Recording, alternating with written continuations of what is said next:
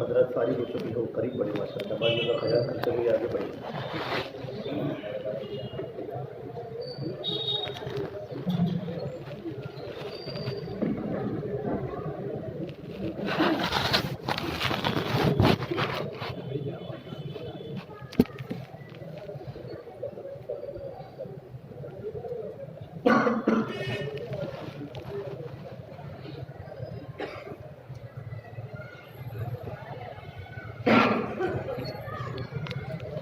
آئیے میرے ساتھ آگے بڑھو ماشاء اللہ. آگے بڑھ کر بات سنی جائے گی، بہت فائدہ ہوگا. آواز تو بہت دور تک پہنچ جائے گی. مجلس میں بیٹھنے کے بڑے بڑے فضائل ہیں. بسم اللہ الرحمن الرحیم. الحمد لله الذي خلق الخلائق بقدرته ودحى الأرض بمشيته واستوى على العرش بقوته ليس له بديل ولا عديل ولا شارك ولا مشارك ونشهد أن لا إله إلا الله وحده لا شريك له ونشهد أن سيدنا وسندنا وأولانا ومولانا محمدا عبده ورسوله الذي أرسل بالحق بشيرا ونذيرا وداعيا إلى الله بإذنه وسراجا منيرا. أما بعد فأعوذ بالله من الشيطان الرجيم. بسم الله الرحمن الرحيم.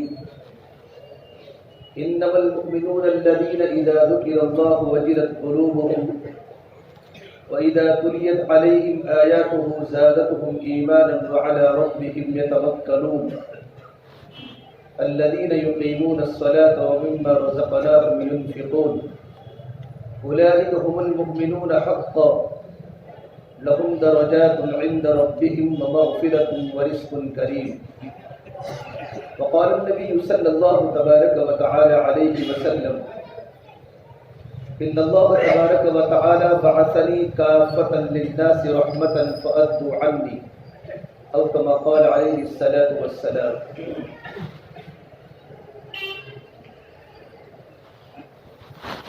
میرے محترم پیارے بھائیو،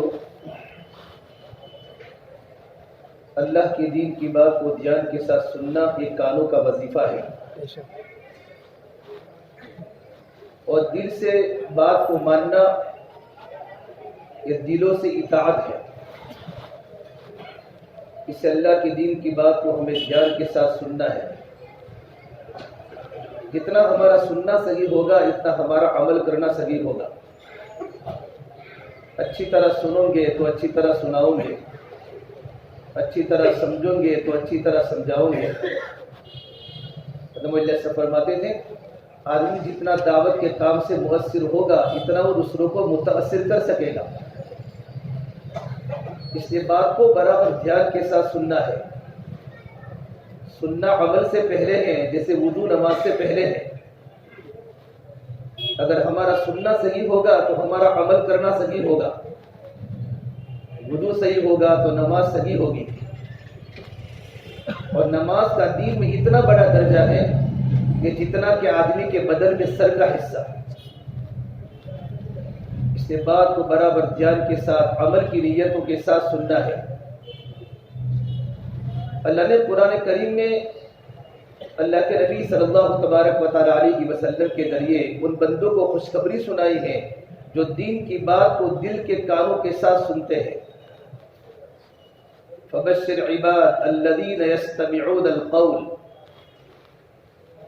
اے محمد صلی اللہ علیہ وسلم آپ میرے ان بندوں کو خوشخبری سناؤ جو دین کی بات کو دل کے کانوں کے ساتھ سنتے ہیں. دل کے کانوں کے ساتھ جو بات سنی جاتی ہے وہ بات انسان کو عمل پر لے آتی ہے. وَيَتَّبِعُونَ أَحْسَنَ کہ دین کے بعد کے سننے کے بعد دین کے عمل کو خوبصورت بنا کر دین کے عمل کی اتباع کرتا ہے. عمل کو خوبصورت بنانا، تبلیغ کو خوبصورت بنانا، ہمارا عمل خوبصورت بنے، ہماری نماز خوبصورت بنے، قرآن کی تلاوت خوبصورت بنے.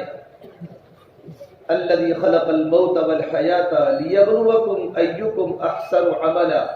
زندگی کو پیدا کرنے والا بھی اللہ ہے اور موت کو پیدا کرنے والا بھی اللہ ہے.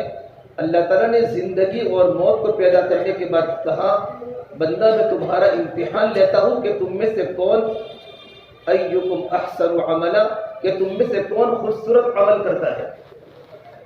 وَأَحْسِنُوا إِنَّ اللَّهَ يُحِبُّ الْمُحْسِنِينَ کہ دین کا کام اچھی طرح کیا کرو کہ دین کا کام اچھی طرح کرنے والوں کو اللہ تعالیٰ پسند فرماتے ہیں. شیخ الہند کا ترجمہ ہے. وَيَتَّبِعُونَ أَحْسَنَ کہ دل کے کانوں سے بات کو سننے کے بعد اس کو اچھے طریقے پر عمل کرنا. اللہ تبارک و تعالیٰ نے اس انسان کے بارے میں فرمایا یہ وہ مجمع ہے جن کو اللہ نے ہدایت دی. اولئک الذین ھداھم اللہ واولئک ھم اولو الالباب. اور یہ تو عقل مندوں کا مجمع ہے، ہدایت یافتہ مجمع ہے، عقل مندوں کا مجمع ہے. الباب جمع ہے لب کی، اور لب ایسی عقل کو بولتے ہیں جو عقل چالاکی سے خالی ہو. اس لیے کہ ہمارا کام چالاکیوں کا نہیں ہے بلکہ ہمارا کام تو قربانیوں کا ہے. ہمارا کام جان بچانے کا نہیں ہے، ہمارا کام تو جان کھپانے کا ہے کہ صحابہ نے راہ خدا میں لاشیں بھی چلائی ہیں. کہ لوگ ایسی عقل کو بولتے ہیں جو عقل چالاکی سے خالی ہو. یہ عقل مندوں کا مجمع ہے. قرآن نے ایسے مجمع کو عقل مند کہا. اور میرے بھائی دین کی بات کو عمل کے ساتھ سننا. اس لیے کہ جہاں عمل کی نیت نہیں ہوتی وہاں عمل نہیں ہوتا. عمل کی نیت ہوتی ہے تو انسان کی زندگی عمل پر پڑتی ہے، چاہے وہ اعمال دعوت ہو، اعمال عبادت ہو. اعملوا فسيرى الله عملكم، میرے بندو عمل کرو، اللہ تمہارے عملوں کو دیکھ رہا ہے۔ ہماری تبلیغ میں قولی تبلیغ کم ہے، عملی تبلیغ زیادہ ہے۔ عملی تبلیغ زیادہ ہے کہ عمل کرو، اس لیے عمل کی نیت کے ساتھ بات کو سننا ہے۔ سلمان فارسی رضی اللہ تعالی عنہ مدینہ منورہ میں رہتے تھے اور ابو درداء رضی اللہ تعالی عنہ ملک شام میں رہتے تھے۔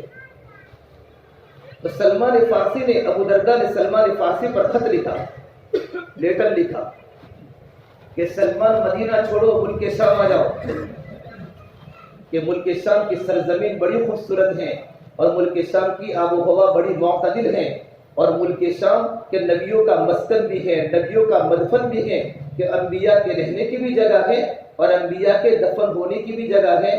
اللہ نے قرآن کریم میں جگہ جگہ پر کہا بارکنا حولہ، بارکنا حولہ، اس سے مراد سرزمین شام ہے۔ یہاں کی آب و ہوا بڑی معتدل ہے، یہاں کا علاقہ بڑا خوبصورت ہے۔ تو سلمان فارسی نے ابو درداء کو خط کا جواب دیا اور یوں کہا ابو درداء، کوئی زمین کسی انسان کو قیمتی نہیں بناتی، بلکہ آدمی کی قیمت تو اس کے عمل سے ہوتی ہے۔ کہ انسان اللہ تعالیٰ کی بارگاہ میں جو قیمتی بنے گا اپنے عمل سے بنے گا۔ من بط به عمله لن يسرع به نسبه، کہ جس آدمی کو اس کا عمل اس کو نیچے گرا دے، اس کی برادری اس کو آگے نہیں بڑھا سکتی۔ صلی اللہ کے نبی صلی اللہ تبارک و تعالیٰ علیہ وسلم کے زمانے میں، حضرت عمر فاروق کے زمانے میں، جب سعد کی جماعت اللہ کے راستے میں جا رہی تھی تو حضرت المومنین نے ہدایات کی بات کی۔ اس میں ایک بات فرمائی، سعد تم کو یہ بات دھوکے میں نہ ڈالے کہ تم اللہ کے نبی کے ماموں ہو، بلکہ اپنے آپ کو بھی عمل کا عادی بنانا اور اپنے ساتھیوں کو بھی عمل کا عادی بنانا، اپنے آپ کو بھی خوبی کا عادی بنانا اور اپنے ساتھیوں کو بھی خوبی کا عادی بنانا، تو تم اللہ کی بارگاہ میں قبول ہوں گے۔ اور آگے فرمایا اگر اعمال خواہش پر آ جائیں گے تو کبھی اللہ کی مدد زمین پر کبھی نہیں آئے گی۔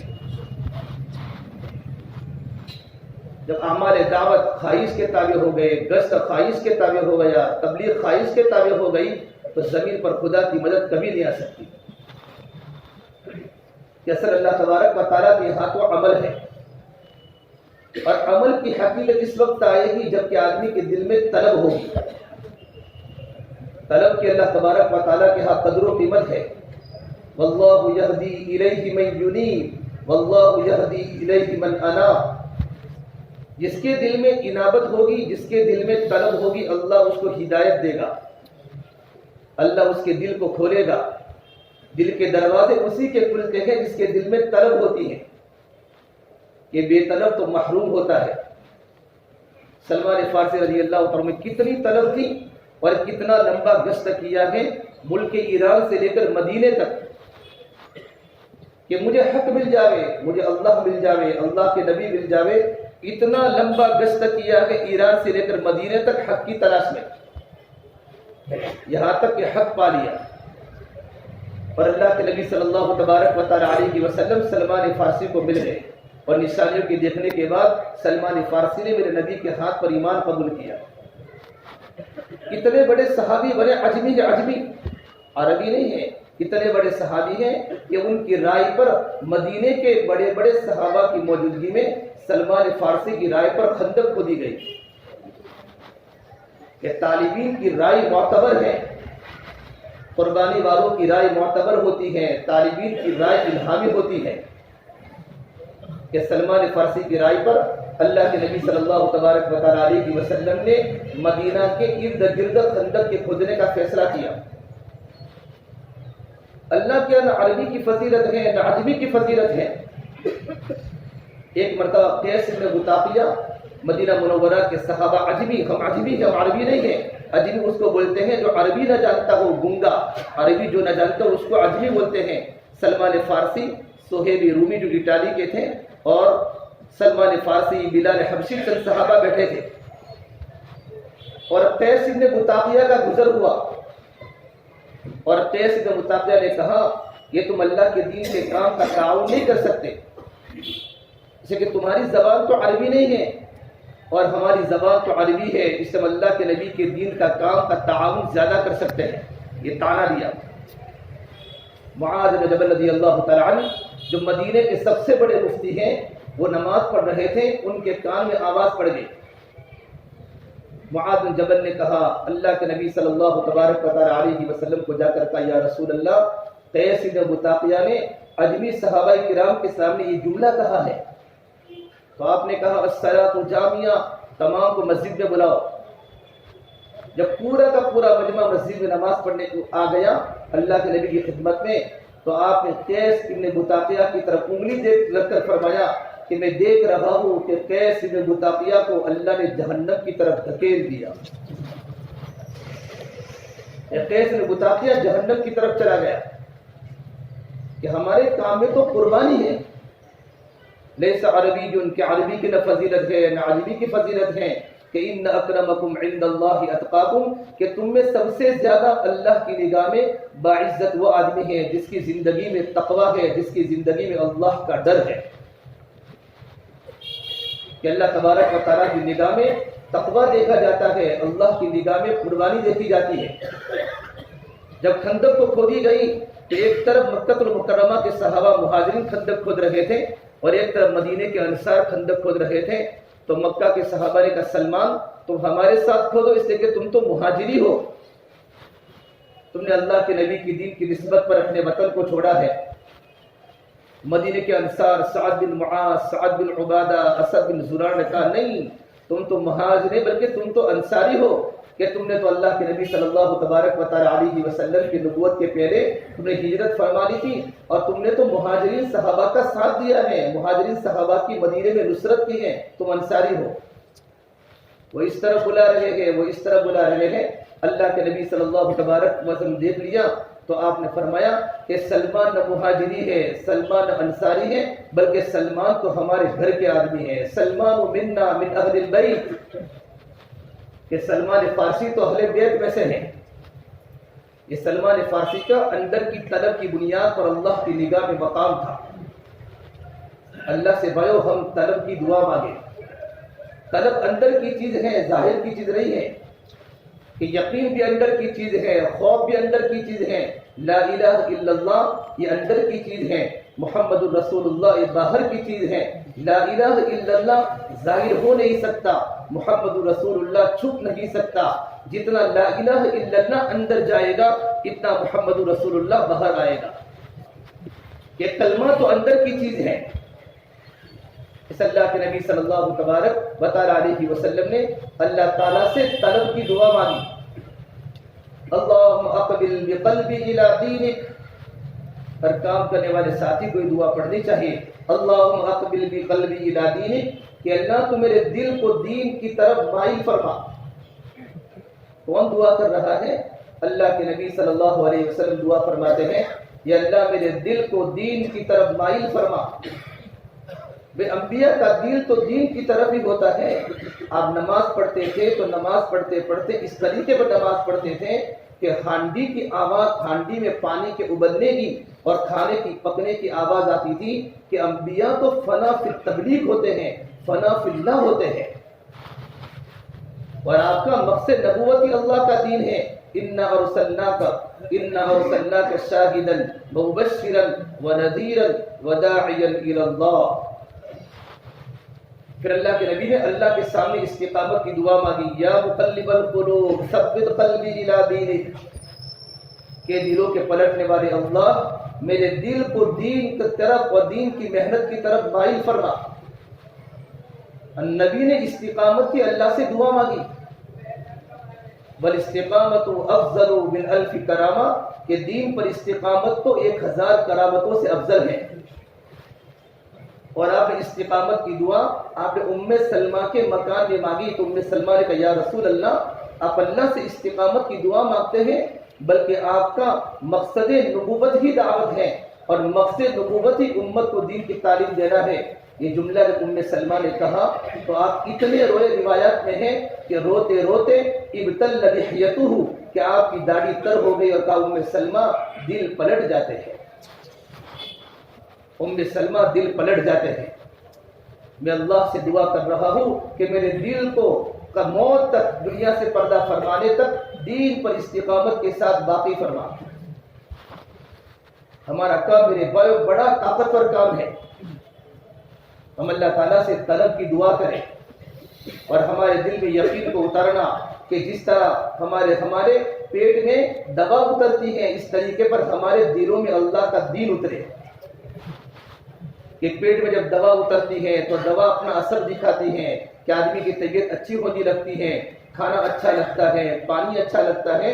اس طریقے پر جب دل میں اللہ کا دین آ جائے گا تو آدمی کی زندگی میں روحانی طاقت پیدا ہوگی, آدمی کو اللہ کے راستے میں جانے کا شوق پیدا ہوگا, آدمی کو نماز کے پڑھنے کا شوق پیدا ہوگا, آدمی کا دل اللہ کی اطاعت کی طرف مائل ہوگا. سمجھو اس کے دل میں اللہ کا دین اتر چکا ہے, اس کے دل میں ایمان کا نور اتر چکا ہے.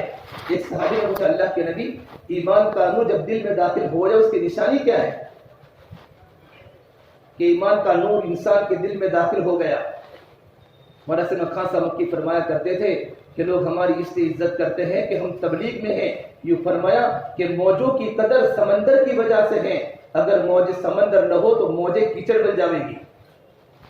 موجوں کی قدر سمندر کی وجہ سے ہے, اگر سمندر نہ ہو نا تو موجیں کیچڑ بن جائے گی. میری اور آپ کی عزت بھائیو تبلیغ کی بنیاد پر ہے کہ لوگ ہم سے مصافحہ کرتے ہیں, لوگ ہم سے دعا کی درخواست کرتے ہیں. اس کے پیچھے میرے نبی کا خون گرا ہے, صحابہ کی قربانیاں گری ہیں. ایک مولانا اللہ صاحب فرماتے تھے یہ قربانی تو اللہ کے نبی صلی اللہ تبارک و تعالی علیہ وسلم اور صحابہ کرام کے اندرون سے نکلی ہے. ہمارا ایک کام کرنے والا مجمع جب تک قربانی میں آگے بڑھتا رہے گا اللہ دنیا میں ہدایت کو پھیلاتے رہیں گے. ہمارا کام شوق کا نہیں ہے بلکہ ہمارا کام تو ڈر کا ہے. شوق میں آزادی ہے, ڈر میں پابندی ہے. کہ ہمارے کام میں شوق نہیں بلکہ ہمارے کام میں تو احتیاط ہے, ہمارے کام میں تو ڈر ہے کہ ڈر انسان کو تقوی کی طرف لے جاتا ہے. انسان کی زندگی محتاط بنے گی, انسان کی زندگی تقوی والی بنے گی جب دل میں اللہ کا دین ہوگا. اپنے دلوں میں اللہ کی دین کو اتارنا کہ ایمان کا نور داخل ہو. اس کی پہلی نشانی کیا ہے؟ التجاف عن دار الغرور, کہ انسان دنیا سے بے رغبت ہو جائے. ایک صحابی ہے نا حضرت حارث بن مالک, اللہ کے نبی صلی اللہ تبارک و تعالی علیہ وسلم نے فجر کی نماز کے بعد پوچھا. دو روایتیں ہیں, ایک مسلم کی ہے, ایک مسند احمد کی ہے. ایک نام حارث بن مالک کا ہے, ایک نام حارثہ بن نعمان کا ہے. آپ نے پوچھا کیف اصبحت یا حارثہ, تم نے صبح کس حالت میں کی؟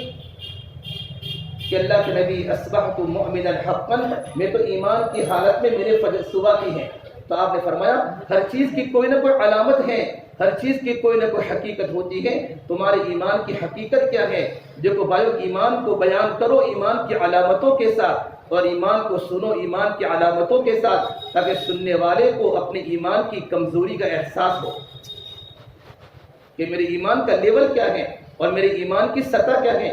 ایک صحابی کو اللہ کے نبی نے پوچھا اللہ کے نبی مل ایمان, ایمان کیا ہے؟ تو میرے نبی نے فرمایا اذا سرتک حسنتک واذا ساءتک سیئتک فانت مومن, جب تجھے نیکی کر کے خوشی ہو اور گناہ کر کے غم ہو سمجھ تو مومن بن چکا. نیکی کر کے خوشی ہو, قرآن کی تلاوت کر کے خوشی ہو, اللہ کو یاد کر کے خوشی ہو, رشتہ کر کے تجھے خوشی ہو اور گناہ کر کے رنج ہو. حضرت فرماتے تھے اگر تو نے گناہوں پر تجھے رنج نہیں ہوا تو تیرے چھوٹے گناہ بھی کبیرہ بن جائیں گے. تو پوچھا ہر چیز کی کوئی تو نشانی ہے, تمہاری ایمان کی علامت کیا ہے؟ تو ایمان کی علامت بتائی عزفت نفسی من الدنیا, میں نے اپنے دل کو دنیا سے بے رغبت کر لیا ہے. بھائی دل بنانے کی ضد ہے, دل کو بنانا ہے. حضرت عمر رضی اللہ تعالیٰ عنہ جب ملک شام کا سفر فرمایا اور ابو ابی جراح کی جماعت جب ملک شام میں کام کر رہی تھی اور جب بیت المقدس کے فتح ہونے کی خبر آئی تو وہاں کے کہا پادری نے ہم تم کو بیت المقدس کی چابیاں دیں گے مسجد اقصی کی, لیکن تمہارا امیر ہمارے پاس پہنچے. حضرت ابو عبیدہ بن جراح نے خط لکھا ہے اب المومنین آپ کو مدینہ منورہ سے آنا ہوگا کہ بیت المقدس کی چابیاں آپ کے ہاتھ میں ملے گی, چونکہ وہ اہل کتاب تھے. عمر فاروق نے غلام اسلم کو تیار فرمایا, غلام اسلم سفر کرنا ہے, ذمہ داری کو پورا کرنا ہے۔ دیکھو میرے بھائیوں، انسان ذمہ داری کی بنیاد پر نہیں تھکتا، انسان ذمہ داری کے احساس پر تھکتا ہے، یہ ذمہ داری میں پورا کر سکوں گا یا پورا نہیں کر سکوں گا۔ اور فرمایا المعونۃ علی قدر معونہ، اللہ تبارک و تعالیٰ کی مدد تو ذمہ داریوں کے پورا کرنے پہ ہے۔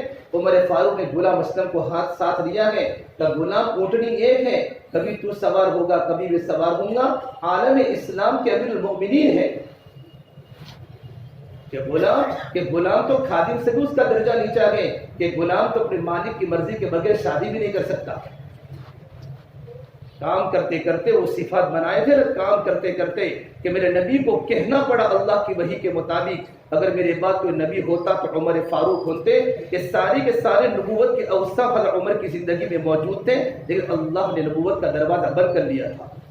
لو کان بعد نبی لکان عمر، رواہ البخاری۔ جب چلے ہیں تو غلام اسلم نے کہا نہیں آپ سوار ہوں گی، میں آپ کی اونٹنی کی نکل پکڑ کر چلوں گا، کہ نہیں جس طرح تجھے تھکن لگتی ہے اس طرح مجھے بھی تھکن لگتی ہے۔ زندگی عدل و انصاف کے ساتھ گزاری ہے۔ جہاں عمر کو خلیفہ بنایا گیا نا، صدیق اکبر تو بہت نرم تھے، بہت نرم، اتنے نرم تھے کہ میرے نبی نے فرمایا اگر کوئی انسان زمین پر چلتی ہوئی زندہ لاش کو دیکھنا چاہے تو وہ قحافہ کے بیٹے ابو بکر کو دیکھ لے۔ اتنی زندگی میں عاجزی تھی، اتنی زندگی میں تواضع تھی۔ میرے نبی نے فرمایا اگر آپ کو ابراہیم علیہ السلام کو دیکھنا ہو تو ابو بکر کو دیکھ لو، اور موسیٰ کو دیکھنا ہو تو میرے عمر کو دیکھ لو۔ یہ سارے حضرت ابراہیم رضی اللہ علیہ السلام کے سارے صفات موجود ہیں صدیق اکبر میں۔ اتنی تواضع تھی، جب وہ چلتے دارالخلافہ میں تو مدینے کے چھوٹے چھوٹے بچے ان کے کندھے پر بیٹھ جاتے تھے۔ تفسیر کبیر امام فخر الدین رازی نے ایک بات لکھی، مجھے یاد آ گئی کہ ایک مرتبہ صدیق اکبر رضی اللہ عنہ ملک شام کا سفر کیا تجارت کے لیے۔ اللہ کے نبی صلی اللہ تبارک و تعالی 2 سال صدیق اکبر چھوٹے تھے۔ ملک شام میں سفر کرنے کے بعد وہاں جا کر خواب دیکھا، تو خواب کی تعبیر وہاں کے عیسائی راہب سے پوچھی، عالم سے اس خواب کی تعبیر کیا ہے؟ تو وہاں کے عالم نے پوچھا تم کہاں سے ہو؟ کہ مکہ المکرمہ کے شغل کاروبار کیا ہے؟ کہ میں تاجر ہوں۔ تو خواب کی تعبیر بتائی کہ تمہاری قوم ایک نبی پیدا ہوگا، انت تکون وزیرہ فی حیاتہ وتکون خلیفۃہ بعد مماتہ، تم ان کی زندگی میں ان کے وزیر بنو گے اور اس نبی کے دنیا سے پردہ فرمانے کے بعد آپ ان کے خلیفہ بنو گے۔ یہ خواب کی تعبیر سنائی وہاں کے پادری عالم نے۔ ابو صدیق فرماتے ہیں میرے خواب میں نے کسی کو نہیں بتایا، لم یخبر احدا من الناس، میرے خواب کی تعبیر کسی کو نہیں بتائی، یہاں تک کہ جب 40 سال کی عمر میں اللہ کے نبی صلی اللہ تبارک و تعالی علیہ وسلم نے نبوت کا دعویٰ کیا، ادعا النبوہ۔ آپ باطل کے سامنے مدعی تھے، حق والوں کے سامنے آپ داعی تھے۔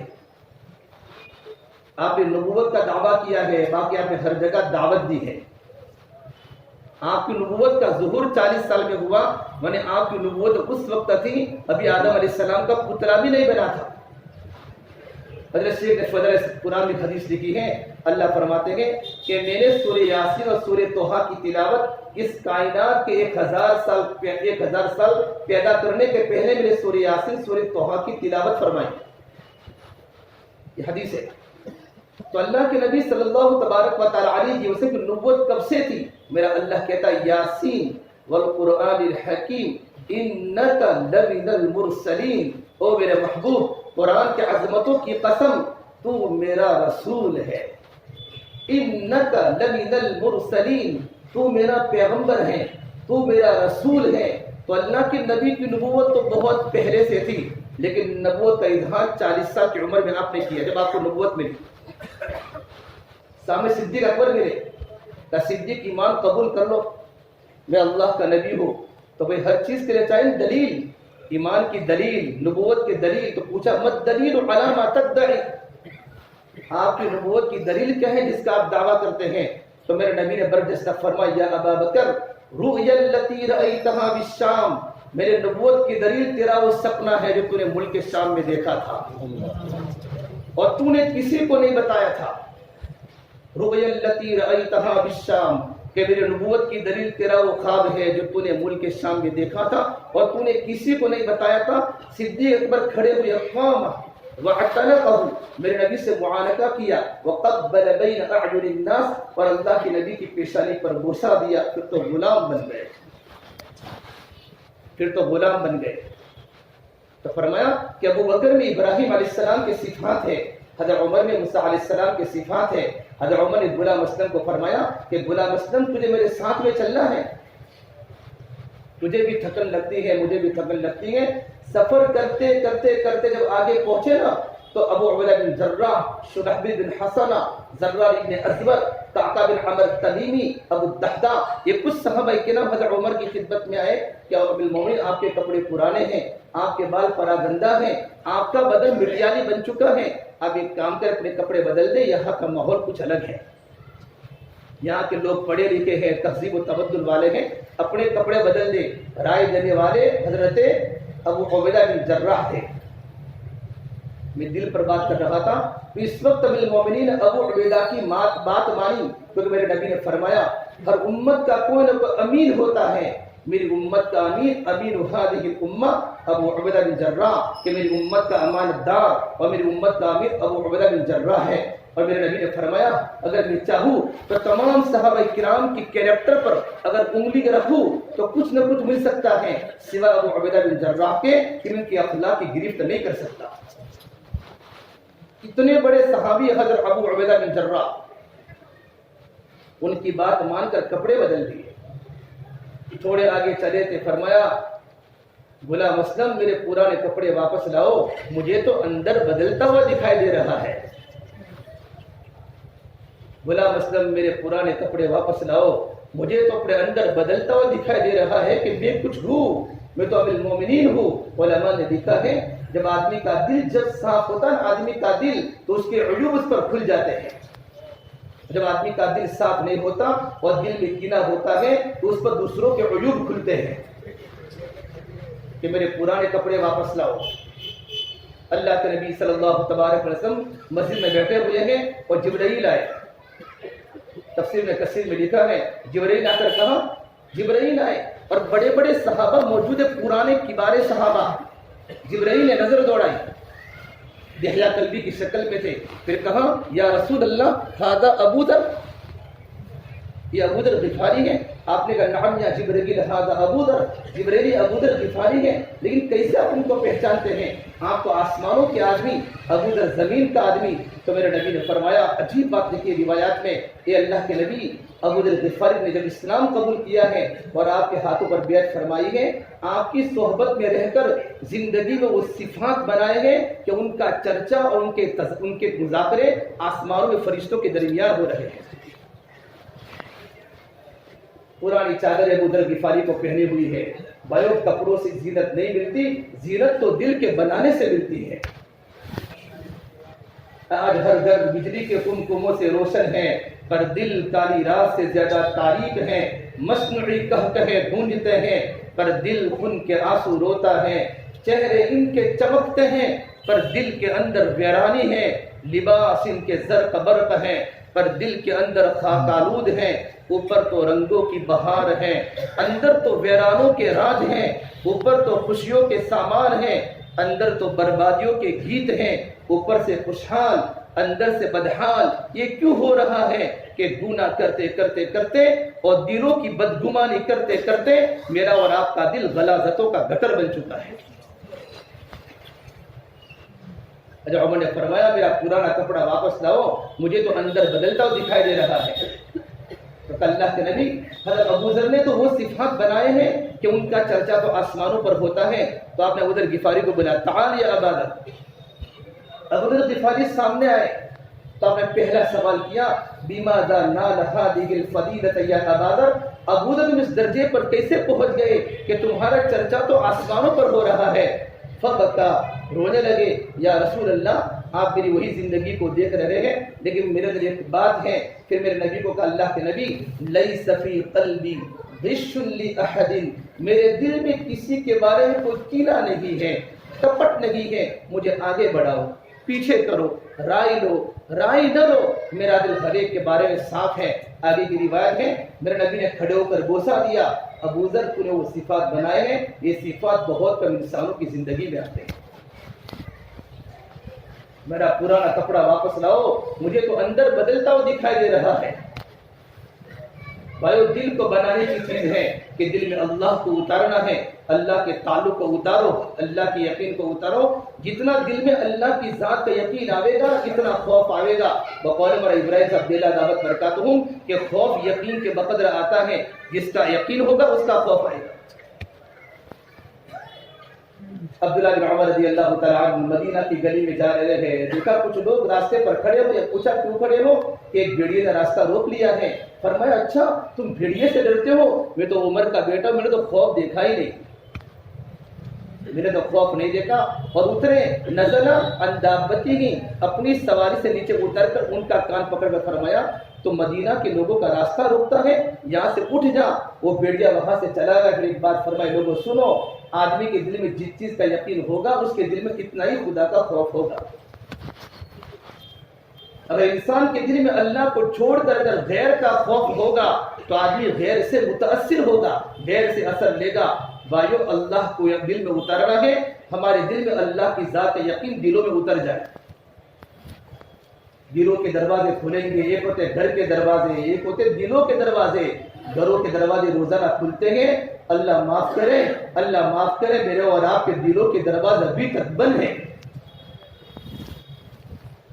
جب دل کے دروازے کھل جاتے ہیں تو اعمال کے دروازے کھل جاتے ہیں، اعمال کے دروازے کھل جاتے ہیں تو حالات درست ہو جاتے ہیں، اللہ راضی ہو جائے گا، حالات اچھے ہو جائیں گے، اللہ ناراض ہو جائے گا تو حالات بگڑ جائیں گے۔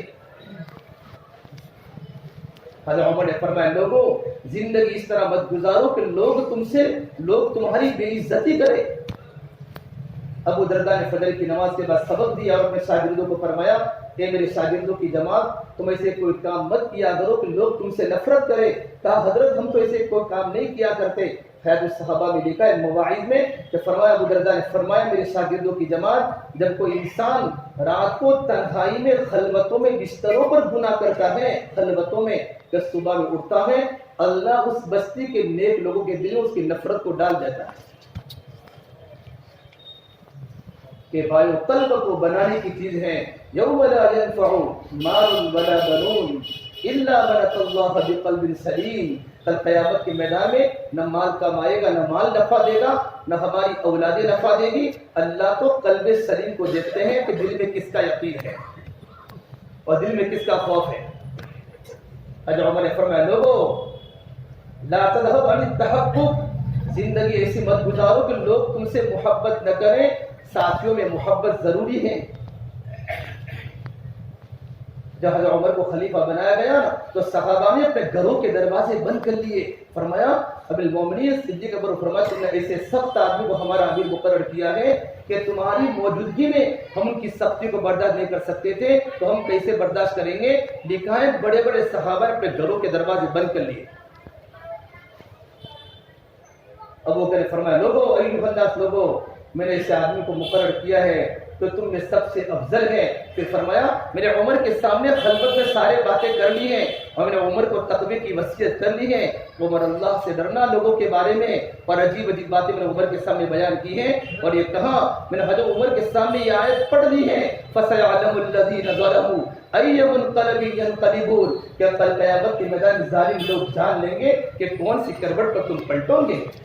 علماء تفسیر نے لکھا ہے یہ آیت گنہگاروں کے لیے ہے، یہ آیت عابدین و دعوت کے کام کرنے والوں کے لیے ہے۔ فَسَيَعْلَمُ الَّذِينَ ظَلَمُوا أَيَّ مُنقَلَبٍ يَنقَلِبُونَ، کہ کل ظالموں کو پتہ چل جائے گا کہ کون سے کروٹ پر اپنا رخ بدلتے ہیں۔ میں نے عمر کو یہ آیت سنا دی ہے، میں نے عمر کو یہ آیت سنا دی ہے۔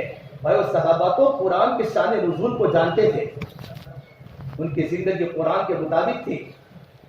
جب خلیفہ بنے، خلیفہ اتنا بڑا کام کیا ہے کہ راحت کے بھی دروازے کھولے، ہدایت کے بھی دروازے کھولے، راحت کے دروازے کھولے، کتنی بڑی بڑی جامع مساجد بنائی، کوفہ شہر بسایا، بصرہ شہر بسایا، اور راحت کے بھی دروازے کھولے اور ہدایت کے دروازے بھی کھولے کہ جنگلوں میں قرآن کے حلقے لگتے تھے جب عمر کے زمانے میں۔ جنگل میں قرآن کے حلقے لگتے تھے، بڑا کام کیا ہے. اور وہ انصاف والا آدمی کہ مدینے میں کھڑے ہیں اور ایک مصر سے دوڑتا انسان آیا کہ واہ عمرا کلمہ لبیکا، کہ کیا شکایت لے کر آئے ہو؟ ارے تم نے جس ملک میں عمر بن عاص کو گورنر بنایا ہے نا، اس کا بیٹا محمد، ہم دونوں نے آپس میں دوڑ کا مقابلہ کیا تو میں آگے نکل گیا، تو عمر بن عاص کے بیٹے نے مجھے مارا ہے، میں اس کی شکایت لے کر آیا ہوں. عمر نے فرمایا خط لکھو خط عمر بن عاص پر، ابھی تم پہنچو مدینہ میں مصر سے، تم بھی پہنچو، تمہارا بیٹا بھی پہنچے. زندگی انصاف میں گزاری، اور تبلیغ سیاست سے نہیں چلتی، تبلیغ تو انصاف سے چلتی ہے. ہمارے کام انصاف ہے. میرے نبی منصف تھے، میرے نبی تو منصف تھے. جب آیا عمر بن عاص کا بیٹا پہنچا ہے تو کہا عمر نے اے وہ مصری کہاں ہے کہ صحابہ کو جمع کرو، اور مصری کو یوں کہا کہ تم محمد کو مار کہ تو تھک جاوے اور اس کی چمڑی کو ادھیڑ دے. عمر بن عاص کھڑے اور ان کے بیٹے کو مارا جا رہا ہے. حضرت عمر کی زبان کا جملہ حیات الصحابہ 2 اس میں لکھا ہے ارے کمینوں کے بیٹوں کو مارو، کمینوں کے بیٹوں کو مارو. ان کو تو ان کی ماؤں نے آزاد جانا تھا، کب سے تم نے ان کو غلام بنا رکھا ہے؟ ان کی ماؤں نے تو ان کو آزاد جانا تھا، تم نے ان کو غلام کب سے بنا رکھا ہے؟ اب ابن عاص روتے تھے، فرما دے ابن مومنی مجھے کچھ پتا نہیں اس کے بارے میں، فرما میرے بیٹے کو مارو. زندگی انصاف کے ساتھ کتنے ہی ریلیشن کیوں نہ ہو، زندگی انصاف کے ساتھ گزاری ہے. آپ کو پتا چلا فیروز دیلمی رضی اللہ عنہ میدے کے ساتھ، میدے کی روٹی کے ساتھ سالن کھاتے ہیں، پتا چلا نگرانی کرتے تھے. فرمایا اچھا تم میدے کی روٹی کے ساتھ سالن کھاتے ہو، وہاں سے گورنری سے ہٹو، مدینہ اور اللہ کے راستے میں چلے جاؤ، میرے دروازے پر آؤ. اور جب حضرت عمر اپنے گھر میں بیٹھے تھے اور جب ان کو بلایا گیا، فیروز دیلمی کو اجازت مانگی، انہوں نے اندر جانے کی اجازت مانگی، اجازت ملی تو یہ قریشی نوجوان بیچ میں آ گیا. اور تو فیروز دیلمی سردار کے بچے تھے، ان کا ہاتھ لگا، اس کو ناک میں خون آ گیا. اسی حالت میں حضرت عمر کے پاس پہنچ گیا. اب المومنین فیروز دیلمی نے مجھے یہاں ناک پر مارا ہے. آپ نے فیروز تم نے کیا کیا؟ تب المومنین آپ نے تو مجھے بلایا، میں نے آپ سے اجازت مانگی، آپ نے مجھے اجازت دی، اس لیے میں اندر آ رہا تھا. اس نے میری اجازت کا غلط فائدہ اٹھا کر میرے ساتھ اندر آنے لگا تو میرا ہاتھ لگ گیا اس کے کان پر.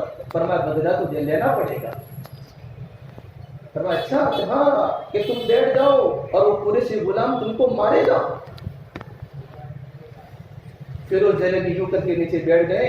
جب اس نوجوان کو کہا مصری کو مار، قریشی کو کہا کہ جو میرے بھائی ایک بات بتاؤ، میرے نبی صلی اللہ تبارک و تعالیٰ علیہ وسلم جمعہ کے دن فجر کی نماز کے بعد میں اور مقداد دونوں جا رہے تھے اور آپ نے فرمایا تھا خوشخبری سن لو، آج فیروز دیلمی میرے نیک صحابی نے ایک جھوٹے نبوت کے دعویٰ کرنے والے اسود عنسی کو قتل کر لیا ہے. یہ میرے اللہ کے نبی کے زبان میں سنا تھا میرا نیک صحابی فیروز دیلمی نے. اگر تم کو حدیث یاد ہو تو آپ سوچ لو، انصاف بھی کر رہے ہیں، فضائل بھی سنا رہے ہیں، انصاف بھی کر رہے ہیں، فضائل بھی سنا رہے ہیں. وہ قریشی نے کہا المومنین نہیں اس حدیث کو سننے کے بعد میں یہ نہیں کر سکتا. تو حضرت فیروز دیلمی روتے فرمایا اب المومنین اگر یہ مجھے معاف کر لے گا تو کیا کل قیامت کی میدان مجھے اللہ دوبارہ تو نہیں پکڑے گا؟ کہ نہیں پکڑے گا. پھر اپنا تلوار اور اپنا گھوڑا اور 30,000 دینار اس کو ہدیہ کر دیے. حضرت عمر نے اپنی زندگی میں راحت کے بھی دروازے کھولے اور ہدایت کے دروازے بھی کھولے ہیں. جب فجر کی نماز پر باجب انتقال ہوا ہے، انتقال کے وقت لکھا ہے کتابوں میں صحابہ کرام ان کی موت کو برداشت نہیں کر سکے. بڑے بڑے صحابہ دھاڑے، صہیب رومی جیسے صحابہ دھاڑے مار کر روتے تھے. اور لکھا ہے کہ حیات الصحابہ میں کہ صحابہ کے کھانے بند ہو گئے. یہ محبت کا اثر تھا، محبت کا اثر. بستی میں رہو محبت سے رہو، تبلیغ میں رہو محبت سے رہو. کہ محبت کا سخت تھے لیکن منصف تھے، تو ان کا یہ محبت کا اثر تھا نا، محبت کا اثر کہ میرے بھائیوں صحابہ کرام دھاڑے مار کر روتے تھے. اور کتنے صحابہ کا کھانا بند ہو گیا، یہاں تک کہ لکھا ہے کہ جنگلوں میں جناتوں کے رونے کی آواز آئی. اب المومنین اللہ کے پیارے ہو گئے. جب مسجد میں کھنجر لگا، کھنجر فجر کی نماز پڑھاتے پڑھاتے کھنجر لگا ہے، اور ابو لولو مجوسی جب کھنجر مارا ہے، جب مسجد سے نماز پڑھ کے نکلے، کھنجر مارا فجر کی نماز میں، اسی وقت ان کو اٹھایا گیا، جب کچھ صحابہ نے اس کو پکڑا تو اس نے خودکشی کر لی، جب ان کو گھر لایا گیا اور دودھ پلایا گیا تو دودھ ان کی آنکھوں سے باہر نکل گیا۔ حضرت عمر نے فرمایا موت کا پیغام آ چکا ہے، موت کا پیغام آ چکا ہے، کہ میرے بیٹے عبداللہ کو بلاؤ، اور کہا عبداللہ ادھر آؤ، عبداللہ۔ اور بلانے کے بعد جب انہوں نے تیسرے خلیفہ کے 6 نام کی شورا بنائی ہے، 6 نام کی شورا جو عشرے مبشرہ ہے، لیکن اپنے بنیوی کا نام سعید بن زید کا نہیں لکھا اور اپنے بیٹے عبداللہ بن عمر کا نام نہیں لکھا۔ ارے کسی نے کہا حضرت آپ کا بیٹا بڑا قابل ہے۔ ارے کیا قابل ہے؟ میرے بیٹے کو تو طلاق دینا نہیں آتی، میرا بیٹا بن مومنین کیسے بن سکتا ہے؟ ایک مستقل قصے کے لیے اشارہ ہے، میرے بیٹے کو طلاق دینا نہیں آتی اور کیا میں اپنی بہنوئی کو گورنر بناؤں کہ رشتے داریوں میں تبلیغ چلے گی؟ نہیں نہیں نہیں، اس میں تو وہ قربانی ہو دے گا اور جو اہل ہوگا وہ مسلمانوں کا امیر بنے گا۔ کہا میرے بیٹے ادھر آؤ، حضرت عائشہ کے پاس جا کر کہو، عائشہ کو جا کر کہہ دو کہ میرے ابا عمر، ابی المومنین مت بولنا عمر کہنا، کہ میرے ابو فرماتے ہیں کہ میں اللہ کے نبی کے پاس اور سید اکبر کے پاس قدموں میں اپنی قبر بنانا چاہتا ہوں۔ ابن عمر گئے، حضرت عائشہ اپنے سر کے دوپٹے میں بیٹھی بیٹھی اللہ کے نبی کو یاد کر کے رو رہی تھی۔ ام المومنین حضرت عمر میرے ابا کا پیغام ہے، موت کا وقت قریب ہے اور وہ اللہ کے نبی صلی اللہ علیہ وسلم اور صدیق اکبر کے ساتھ قبر بنانا چاہتے ہیں۔ حضرت عائشہ نے فرمایا میں نے اپنے دل میں سوچ لیا تھا کہ میں اپنے ابا کے قدموں میں اور اللہ کے نبی کے قدموں میں سو جاؤں گی، لیکن اگر حضرت عمر کا ارادہ ہے تو زیادہ حقدار ہے، ان کو اجازت دو۔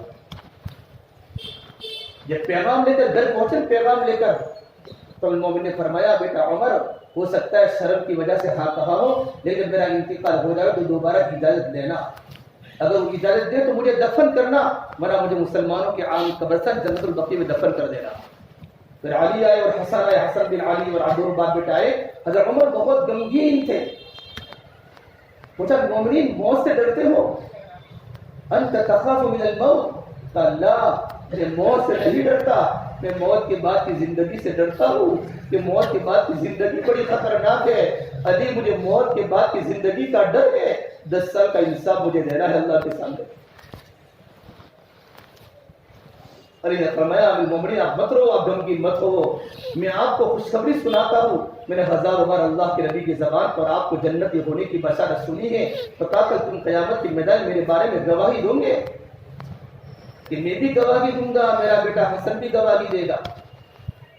پھر اپنے بیٹے عبداللہ کو بلا کر فرمایا عبداللہ میرے سر کو زمین پر رکھ لے، میرے سر کو زمین پر رکھ لے۔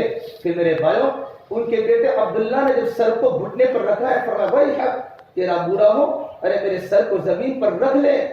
کہ جب سر کو زمین پر رکھا ہے تو اپنے رخسار کو گرم گرم ریت پر یوں کر کے لگا کر فرماتے تھے ویل لک یا عمر ان لم یغفر لک ربک، یہ عمر تو برباد ہو گیا اگر تیرے اللہ نے تجھے معاف نہ کیا، یہ عمر تو برباد ہو گیا اگر تیرے اللہ نے تجھے معاف نہ کیا۔ کون صحابی؟ پھر نبی نے عرفات کے میدان میں کہا ہے، عرفات کے میدان میں اللہ تعالیٰ تمام صحابہ کرام پر فخر فرماتے ہیں، میرے عمر پر اللہ تعالیٰ خاص طور فخر فرما رہے ہیں اور زندگی سادگی کے ساتھ گزاری ہے۔ صحابہ نے مشورہ کیا کہ عمر مہینے میں 1 مرتبہ گوشت کھاتے ہیں، چھنی ہوئی روٹی نہیں کھاتے، موٹے موٹے کپڑے پہنتے ہیں۔ صحابہ نے مشورہ کیا کہ اللہ کے نبی کے زمانے میں تو غربت تھی، ابو صدیق کے زمانے میں تو غربت تھی، اب تو کسرا فتح ہو چکا ہے، قیصر فتح ہو چکا ہے، مال غنیمت کے ڈھیر مدینہ میں آ چکے ہیں، حضرت عمر کو کہو کہ اپنی زندگی کو بدل دے۔ فرمایا کہے کون؟ حضرت علی نے فرمایا ان کو کوئی نہیں کہہ سکتا، ان کے تقوی کا سب پر روب تھا۔ فرمایا حفصہ اور عائشہ کو کہو، وہ امہات المومنین ہیں، حضرت عمر ان کی بات کا احترام رکھیں گے۔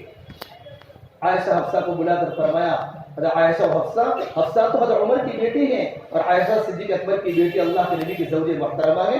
جب دونوں حضرت عمر کے پاس گئی، ام المومنین اپنے کپڑے اچھے پہنو، کھانا اچھا کھاؤ، اب تو تمہارے پاس مال غنیمت آیا ہے، پر بتاؤ تم کو کس نے بھیجا ہے، بتاؤ تم کو کس نے بھیجا ہے؟ عائشہ نے کہا پہلے ہاں کہو یا نہ، پھر بعد میں آپ کو نام بتاتا ہوں، بتاؤ کس نے کہا ہے؟ فرمایا عائشہ تو ایک طرف ہو جا، میری بیٹی حفصہ تو میرے سامنے میرے سوالوں کا جواب دے۔ حفصہ تجھے یاد ہے اللہ کے نبی کے زندگی گھر میں 2 مہینے چولہے نہیں جلے، تجھے یاد ہے کبھی تو نے دیکھا کہ میرے نبی نے پیٹ بھر کر 2 ٹائم کھانا کھایا ہو، کبھی صبح کھانا فرماتے اور شام کو فاتح ہوتا تھا۔ حفصہ نے کہا ابا جی مجھے یاد ہے، پھر کہا بیٹا حفصہ مجھے وہ دن بھی یاد ہے کہ میرے نبی کے پاس ایک ہی جوڑا کپڑا ہوتا تھا، جب غسل کا وقت آتا، کپڑے کے دھونے کا وقت آتا تھا تو آپ کپڑا دھوتے تھے، یہاں تک کہ اذان کا وقت ہو جب بلال آتے کہ اللہ کرے نماز کا وقت ہو چکا ہے، آپ فرماتے بلال کپڑا نہیں ہے، ابھی کپڑا سوکھ رہا ہے، نماز وقت پر ہوتی پھر آپ کپڑا پہن کر آتے۔ حفصہ تمہیں وہ دن بھی دیتا ہے کہ ایک دن تو کپڑا بھی نہیں، ایک چادر موجود تھی اور آپ چادر پہ مسجد میں آئے۔ ایک میری بیٹی حفصہ مجھے وہ دن بھی یاد ہے، ایک بار تو میرے نبی کے پاس چادر بھی نہیں، ایک سائل کو دے دی تھی تو آپ نے کل ساری صحابی کے پاس سے بطور عاریت کے کپڑا منگوایا تھا۔ کہا یاد ہے کہ بیٹا حفصہ مجھے وہ دن بھی یاد ہے کہ میرے نبی کو جب رات کو بھوک لگی تھی تو آپ تڑپتے تھے، کبھی اس کروٹ پر کبھی اس کروٹ پر کہ ہاں مجھے یاد ہے کہ جب اللہ کے نبی کو بھوک زیادہ لگی تو آپ یوں کر کے چارپائی پر یوں ہو گئے اور اپنے پیٹ کو چارپائی کی لکڑی سے ملا دیا تو تو نے جیب لگا کر کہا تھا اللہ کے نبی آپ کو کیوں ایسا ہو رہا ہے؟ تو حفصہ مجھے بھوک لگی ہے۔ کبھی میری بیٹی حفصہ جو وہ دن بھی یاد ہے کہ میرے نبی کے پاس ایک بسترا تھا جس کو میرے نبی کھول دیتے تھے، جب رات کا سونے کا وقت ہوتا تو دوہرا کر کے سوتے تھے، تو نے ایک بار چوہرا کر کے تو نے کپڑے کو تو نے بچھایا، آپ رات کو سوئے تو آپ نے فرمایا حفصہ تو نے بستر کو بدل دیا کہ نہیں اللہ کے لیے وہی بستر ہے، لیکن میں نے دوہری کی جگہ پر چوہرا کر دیا۔ کہا حفصہ میرے بستر کو جیسا ویسا کر دو، بستر کی نرمی نے مجھے صبح میں سوٹنے میں تھوڑا تھوڑا مانے رکھا ہے۔ حفصہ مجھے کہا ابا جی مجھے یاد ہے کیونکہ جب عمر قصے کو سناتے رہے، عمر بھی روتے رہے، حفصہ بھی روتی رہی، عائشہ بھی روتی رہی۔ فرمایا عائشہ ان جنہوں نے تجھے بھیجا ان کو جا کر کہہ دے، ان کو جا کر یہ پیغام سنا دے۔ 3 بھائی تھے، ایک بھائی نے اپنی زندگی کو صحیح گزاری اور اپنی منزل پر پہنچ گیا، وہ اللہ کے نبی صلی اللہ علیہ وسلم تھے۔ پھر ایک بھائی تھے، اپنی زندگی کو سادگی کے ساتھ گزاری، اپنی منزل کو پار ہو گئے، وہ ابو بکر تھے۔ میں چاہتا ہوں کہ میں انہی کے طریقے پر اپنی زندگی کو گزاروں۔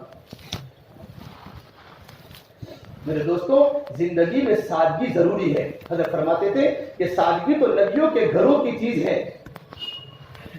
جب معاذ بن جبل رضی اللہ عنہ اللہ کے نبی کے پیارے صحابی ہیں، معاذ بن جبل مدینے کے مفتی، میرے نبی نے فرمایا میری امت میں سب سے زیادہ حلال و حرام کو جاننے والے اعلمهم بالحلال والحرام معاذ بن جبل، میری امت میں سب سے زیادہ حلال و حرام کو جاننے والے معاذ بن جبل ہیں۔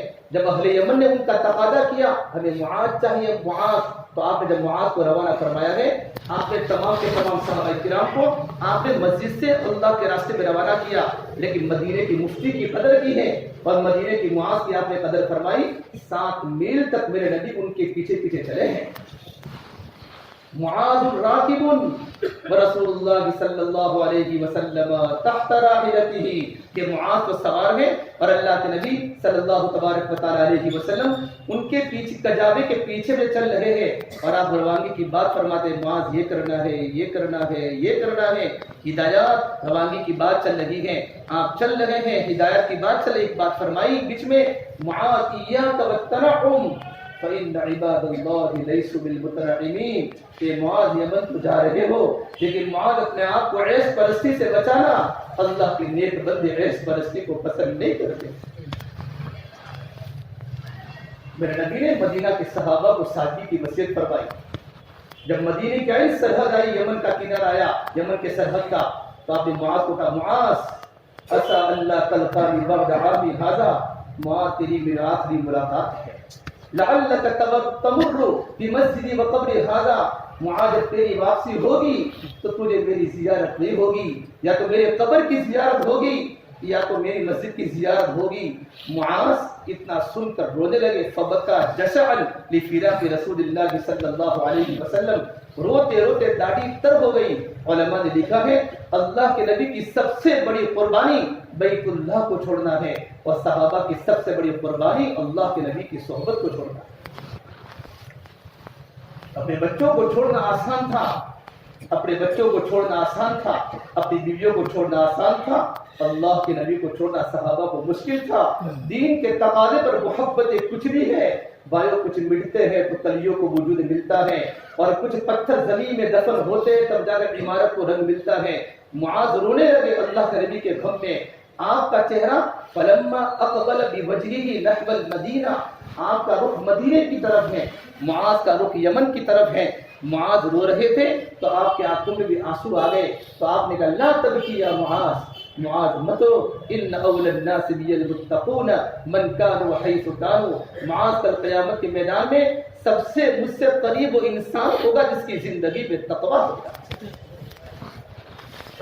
جس کی زندگی میں اللہ کا ڈر ہوگا، جس کی زندگی میں تقویٰ ہوگا۔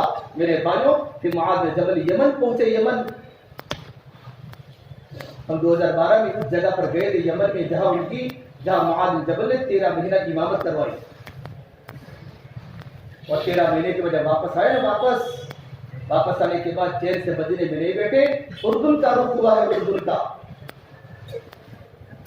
اور تعاون امواس جب ملک کے شام میں پھیلا ہے، اور عمر بن عاص نے صحابہ کو فرمایا اے اللہ کے راستے میں آنے والوں، یہ ناپاک بیماری اللہ کی طرف سے آئی ہیں، اپنے اپنے پہاڑوں کی وادیوں میں گھس جاؤ۔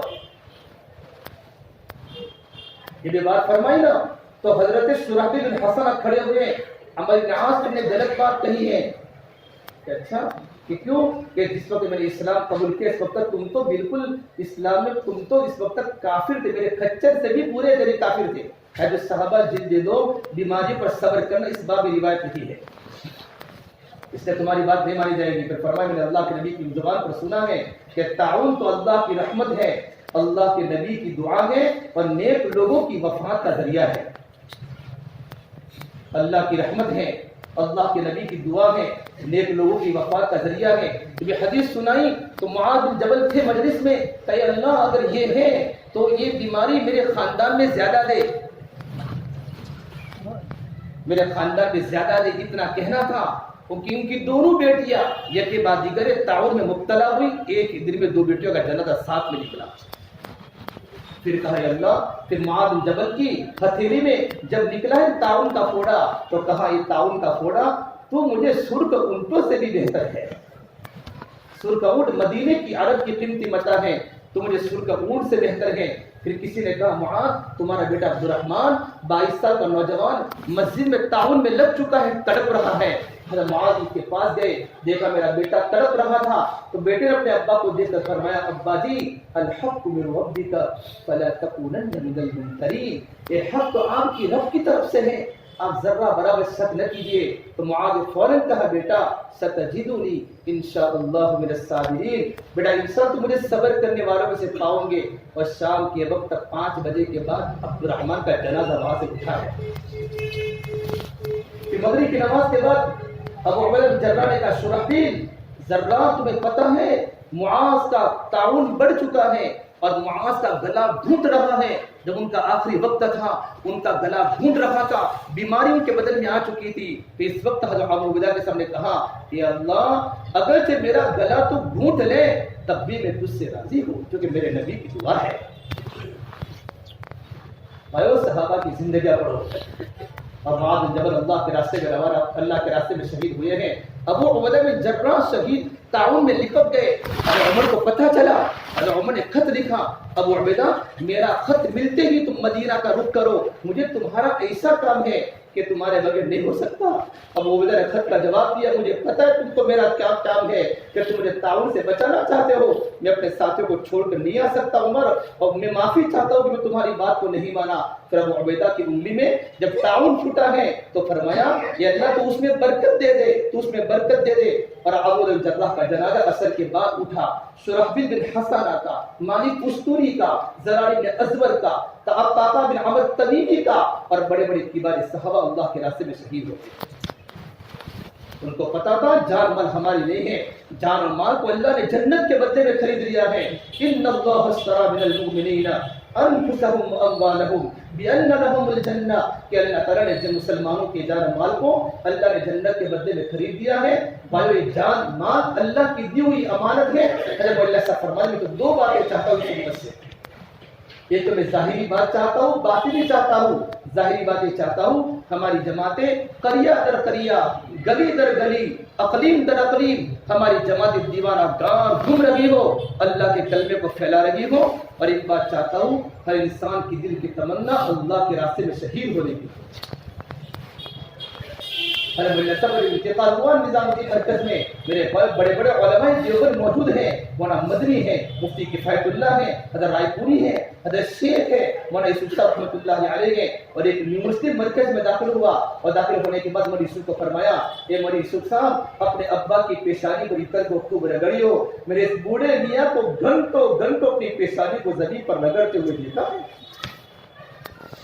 میرے دوستو یہ کام ہمارے یہاں پھولوں کے سین نہیں ہے، یا تو کانٹوں کے سین ہے، یا تو قربانیاں ہیں۔ منیب ازلی فرماتے ہیں میں نے اللہ کے نبی کو زمانے جاہلیت میں دیکھا ہے، آپ صلی اللہ تبارک و تعالی علیہ وسلم فجر کی نماز کے بعد ملاقاتوں میں چلے اللہ کے بندوں کو اللہ کے دین کی دعوت دینے کے لیے، اور ایک انسان آیا میرے نبی کے چہرے پر تھوکا، فمنہم من تفل فی وجہہ، نبی کے چہرے پر تھوکا۔ کس کے چہرے پر؟ اللہ نے قرآن میں نبی کے چہرے کی قسم کھائی ہے۔ امام رازی کا ایک ترجمہ، تین ترجمے، ایک ترجمہ والضحیٰ تیرے روشن چہرے کی قسم، واللیل اذا سجا تیری سیاہ زلفوں کی قسم، ما ودعک ربک وما قلی تیرا رب تجھے کیسے چھوڑ سکتا ہے، وَلَلْآخِرَةُ خَيْرٌ لَكَ مِنَ الْأُولَىٰ نبی جی آخرت دنیا سے بہتر ہے، اور اللہ اتنا دے گا، وَلَسَوْفَ يُعْطِيكَ رَبُّكَ فَتَرْضَىٰ اللہ تجھے اتنا دے گا نبی تو راضی ہو جائے گا۔ نبی کے چہرے پر تھوکا، آگے گئے، وَمِنْهُمْ مَنْ حَسَى عَلَيْهِ التُّرَابَ نبی کے چہرے پر مٹی ڈالی، آگے گئے، ایک نے میرے نبی کو گالی بولی، حَتَّى انْتَصَفَ النَّهَارُ سورج سر پر آ چکا ہے، نبی ہے نبی، فجر کے بعد کی ملاقاتوں کا منظر، سورج سر پر آ چکا، کوئی نے بات نہیں مانی، نبی گھر پر آئے ہیں، چہرے پر تھوک بھی ہے، غم بھی ہے، مٹی بھی ہے۔ آپ کی بیٹی زینب فاقبلت جاریۃ بعص من ماء پیالے میں پانی کو لے کر آئی، اور آپ کو دیکھ کر رونے لگی، کہ بیٹا مت رو، لا تخشى علی ابیک الخیر، اللہ تیرے ابا کے آسمانوں پر حفاظت کر رہا ہے۔ بھائیو یہ کام تو قربانی کا ہے، دوستو ضرورت امت میں ہے، ہماری جماعت ان میں کام کر رہی ہے، لوگوں کو کلمہ تک یاد نہیں ہے، کتنوں کو ہم نے کلمے سکھائے، جب امت کی زندگی میں کلمہ نہیں ہوگا ہم اللہ کے نبی کے پاس آ کر کیا منہ کو دکھائیں گے۔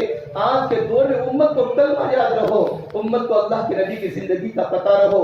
میرے دوستو ضرورت ہے، ہمارے مجمع صورت تو ہمارا نمونہ ہے، یا تو علماء ہیں، یا تو بڑے بڑے مشائخ ہیں، یہ تو سرزمین علماء ہیں، یہاں کے لوگوں کی بڑی قربانیاں ہیں۔ لاک ڈاؤن کے بعد سب سے پہلے سورت نے اپنا سر اونچا کیا، اور سورت کی جماعتیں گجرات کے علاقوں میں پھیلی ہیں، گجرات کی جماعت سورت کو دیکھ اللہ کے راستے میں نکلی ہیں، اور یہاں کا مرکز، یہاں کے لوگ تو بڑی قربانی والے ہیں، اور آپ کی جماعتوں بیرون کے بیرون ہلا دیے، جماعتوں نے جنگلوں میں سفر کیا۔ آپ کی گجرات کے مشورے میں ہم نے کتنے کارگزار آپ کی جماعتوں کی سنی ہے، یہ تو قربانی والوں کا مجمع ہے۔ میرے بھائیو چلے کی جماعت اللہ کے راستے میں چلی ہے، اب ہماری چارواں کی جماعت اللہ کے راستے میں انشاءاللہ چلے گی۔ میرے بھائیو اللہ نے دروازے کھولے ہیں، اللہ دروازے کھولے ہیں، ہمارا کام تو کھلے گا قیامت تک، یہ کام کبھی بند نہیں ہوگا، شکلیں بدل سکتی ہے، کام بند نہیں ہو سکتا۔ میرے دوستوں بزرگوں اس ایک کام کے لیے ہمارا عمر صاحب پالن پوری فرماتے تھے، بلند اپنے اخلاق کرتا چلا جا، زمانے کے دلوں میں اترتا چلا جا،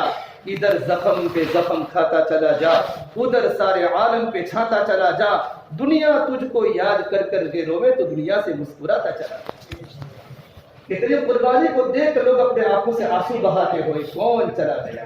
سید بھوپال کا انتقال ہوا، مجمع کا مجمع اللہ کے راستے میں جانے کے لیے تیار ہوا ہے۔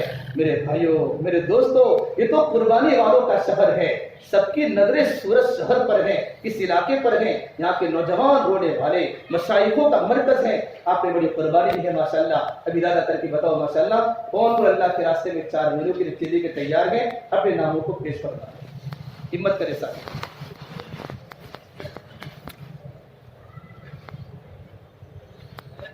ساتھی بھی مجمع بیٹھا رہے ماشاءاللہ تشکیل تک، اگر علماء ائمہ ہے نماز کا مسئلہ ٹھیک ہے، باقی ساتھی بیٹھے رہیں گے، تشکیل میں تھوڑا ساتھ دیں گے، ساتھی نام لکھیں گے، آپ کو اجر ملے گا انشاءاللہ۔ جی ہمت کرے ساتھی۔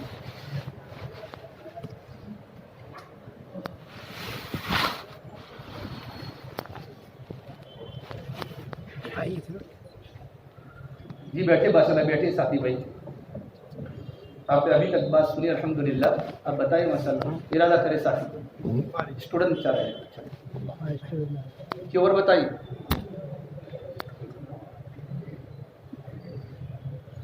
اللہ قبول فرمائے، اللہ قبول۔ اسٹوڈنٹ خالی چلے جاؤ، باقی مجمع جامع ہمارے اسٹوڈنٹ اوپر چلے جاتے ہیں۔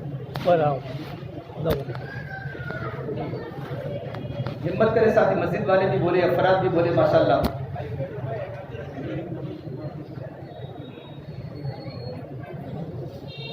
ہمت کرے ساتھی ماشاءاللہ.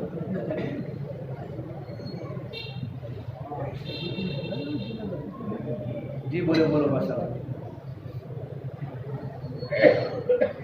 اللہ کے راستے میں نام لکھاؤ، اللہ راضی ہو جائے گا تو ہمارے کام بن جائے گی انشاءاللہ. ہاں بھائی فرماؤ ماشاءاللہ. یہ جو ہمارا مجموعہ اسٹوڈنٹ کے نام سے جو اٹھ کر چلا جاتا ہے یہ بالکل مناسب نہیں.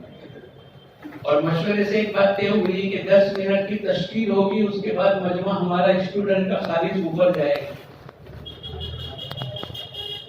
مجلس کے انتشار کا ذریعہ نہ بنے ہم لوگ. مجلس کو مشکل سے محنتوں سے آپ ہی لوگ لے کر آتے ہو اور پھر اپنا انتشار کر کے اس کو ختم کر دیتے. ہمارا اجتماع تو اشراق تک ہوتا ہے. آخری درجہ یہ کہ دعا تک ختم کرے. دعا سے پہلے تو نہ جاؤ. چلو تو اب نیت کرو، انشاءاللہ ہم سب 4 مہینے لگائیں گے. لگاؤ گے انشاءاللہ؟ کون کون نیت کرتا ہے لگائیں گے؟ ذرا ہاتھ اٹھاؤ، پورا ہاتھ اٹھاؤ پورا. اچھا آپ کھڑے بھی ہو جاؤ، کھڑے ہو جاؤ، گھبراؤ مت. اس میں میرے کو ملنا اور ماشاءاللہ جلدی کھڑے ہو جاؤ. آپ گھبرائے نا، پیچھے نہ ہٹے. ماشاءاللہ پوری بات تو آ چکی ہے. ماشاءاللہ اللہ خوب قبول فرماوے، خوب اللہ ترقی عطا فرماوے، خوب اونچی سے اونچی اللہ پاک جنت بناوے. بلکہ میں تو کہتا ہوں مولانا عمر صاحب فرمایا کرتے تھے کہ دین کی محنت کرنے والوں کو 25 لاکھ پورے اللہ عطا فرمائے. اور میں نے کل پر سے ایک جگہ یوں کہا کہ حج کس نے کیا ہے تو کچھ لوگ ہاتھ اٹھائے. میں نے کہا آپ نے حج کے دنوں میں کیا دیکھا؟ 8 سے لے کے 13 ذوالحجہ تک. بولے جہاں دیکھا وہاں آدمی کا سمندر. تو میں نے کہا، میں نے ایک جگہ پوچھا اس سال کہ بھئی اس سال حاجی لوگ کتنے ہیں؟ تو وہاں کے معتبر آدمی نے کہا کہ 25 لاکھ. تو بیت اللہ میں بھی، مینا میں، عرفات میں، مزدلفہ میں، بلڈنگوں میں، لائنوں میں، مارکیٹوں میں، ہوٹلوں میں، تو آدمی. تو پھر میں نے کہا اللہ کرے دین کی محنت کرنے والوں کو جو 25 لاکھ پورے ملے گی تو جہاں دیکھو گے وہ کون کون ہوگا بولو؟ اس حوروں کو مالک بننے کے لیے یہ دعوت کی محنت ہے. تو نیت کرو انشاءاللہ ہم سب 4 مہینے لگائیں گے. جو بیٹھے وہ 25 لاکھ حوروں کا مالک بننا نہیں چاہتے؟ ارے بولو تو بھی کھڑے ہو جاؤ نا. آپ کھڑے ہو جاؤ، اللہ بنا دے گا. اور ماشاءاللہ ذرا ہمت کر لو. لوگ پتہ نہیں ایک دنیا کی ایک عورت کے لیے کتنی محنت کرتے، کتنے سالوں کی منت سماجت، کتنی دعائیں، کتنا رونا، کتنا. پھر اللہ پاک کی طرف سے ایک نکاح کا نظام ہوتا ہے. یہ تو 25 لاکھ حوروں کا اللہ مالک بنائے. تو سب نیت کرتے ہیں انشاءاللہ. اچھا یہ جو مجمع کھڑا ہوا ہے وہ ایک نیت یہ کر لو کہ انشاءاللہ ہم جماعت بنائیں گے. بناؤ گے انشاءاللہ؟ جو جماعت بنائے گا وہ بیٹھ جاؤ. اس کا مطلب سبھی جماعت بنائیں گے. اللہ نے اتنی استعداد تو رکھی ہے ماشاءاللہ. اچھا بھائی دوستو دیکھو ماشاءاللہ بہت خوشی کی بات ہے کہ اللہ پاک نے ہم تمام کو سننے کی، کہلوانے کی، کہنے کی، تشکیل میں اپنا آپ کو کھڑا کرنے کی بھی اللہ نے توفیق عطا فرمائی. یہ اللہ کی طرف سے بہت بڑی بات ہے. اچھا بعض مرتبہ اللہ پاک کی طرف سے ایسے موقع آ جاتے ہیں کہ آدمی اگر اس کو تھوڑی سی غنیمت کے ساتھ محنت کر لیتا ہے تو پھر اللہ پاک کا نظام بدل جاتا ہے. بعض مرتبہ ایک جملہ آدمی کی زندگی کو بدلنے کے لیے کافی ہے. حبیب اجمی سودی کاروبار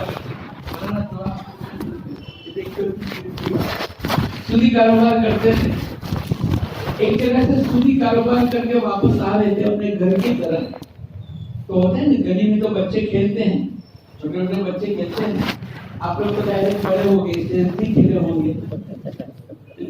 ایک مرتبہ ایک ساتھی جماعت کی تشکیل کرنے کے لیے تو سامنے والے نے کہا میرے بچہ بچے بہت چھوٹے چھوٹے. دعا کرو نا اللہ پاک بڑے ہو جاوے تو پھر میرے کو اللہ توفیق دے. تو بولے جو بچے چھوٹے ان کے بڑے کی دعا کروں اور جو بچے آنے والے ہو ڈائریکٹ بڑے پیدا ہو جائے اس کی دعا کرو. تو نہیں ایسی بات نہیں. تو مسئلہ جیسا تدریجی طور پر چلتا ہے وہ تو چلتا ہی رہے گا. تو گلی کے کچھ بچے کھیل رہے, ایک بچے نے اتنا کہہ دیا ہٹ جاؤ حبیب اجمی سودی کاروبار کر کے آ گئے. کہیں ان کے اس عمل کی وجہ سے اللہ کی پکڑ میں ہم نہ آ جائے. ایک جملہ اتنا بس وہی وقت تھا حبیب اجمی کی زندگی کو بدلنے کا اور ہدایت کے آنے. دل میں اللہ نے بات ڈالی کہ میں ایسا کاروبار کرتا ہوں کہ گلی کے بچے بھی مجھ سے نفرت کرتے. توبہ وہیں سے واپس ہو گئے. سفیان ثوری رحمۃ اللہ علیہ کی خدمت میں گئے اور توبہ استغفار کر کے آئندہ اس عمل کو نہیں کروں گا یہ طے کر کے. کوئی نہیں جانتا تھا. سفیان ثوری, حبیب اجمی اور تیسرا اللہ کی ذات, ان تین کے علاوہ کسی کو پتا نہیں تھا. اب یہ توبہ کر کے واپس آ گئے. گھر تو وہی تھا, گلی بھی وہی تھی, لیکن وسوسہ آنے لگا کہ پتا نہیں تھے بچے کیا کہیں گے. قریب آئے تو بچوں نے کہا ہٹ جاؤ حبیب اجمی تائب بن کر توبہ کر کے آ رہے.